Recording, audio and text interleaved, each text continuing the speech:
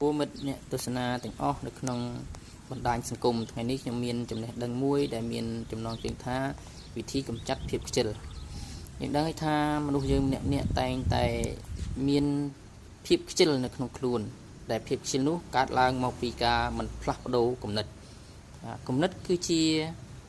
មេរោគឬក៏ជាមេលើអ្វីៗទាំងអស់របស់មនុស្សដូច្នេះគំនិតមានតួនាទីសំខាន់ណាស់ក្នុងការបញ្ជាលើសកម្មភាព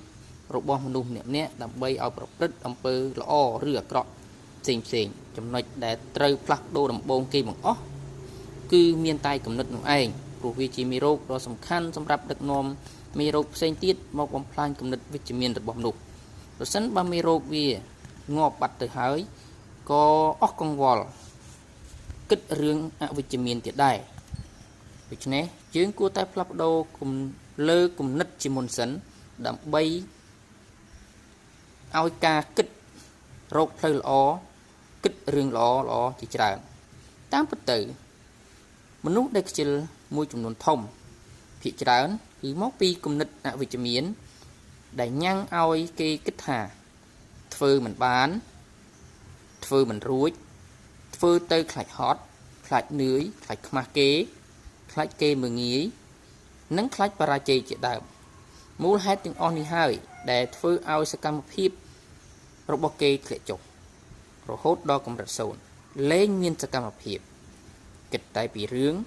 ដែលมันអាចទៅរួចហើយคล้ายជាមនុស្សខ្ជិលនិងคล้ายជាមនុស្សសេញគំនិតទោះគិតធ្វើអ្វីលែងចេញទាំងអស់រាល់សកម្មភាពអាចកើតឡើងបានតរតែខួរក្បាលរបស់យើងបញ្ជាមុនសិនទើបដៃជើងនិងសកម្មភាពផ្សេងទៀតចេញដំណើរការបានប្រសិនបើយើងគិតវិជ្ជមានយើងគិតអ្វីដែលអាចទៅរួចយើងនឹងអាចធ្វើអស់ពីដៃពីជើងនិងអស់ពីសមត្ថភាពដែលមានថែមទាំងធ្វើការទាំងសប្បាយចិត្តទៀតផងលើកលែងតែគិតរឿងហួសពីសមត្ថភាពខ្លួនឯងខ្លាំងពេកទើបមិនអាចទៅរួចឧទាហរណ៍បើយើងមានទម្ងន់ត្រឹមតែ50គីឡូក្រាមប៉ុន្តែយើងប្រាថ្នាចង់លើករបស់ដែលមានទម្ងន់រហូតដល់ទៅ100គីឡូក្រាមតើនឹងអាចលើកទៅរួចបានទេ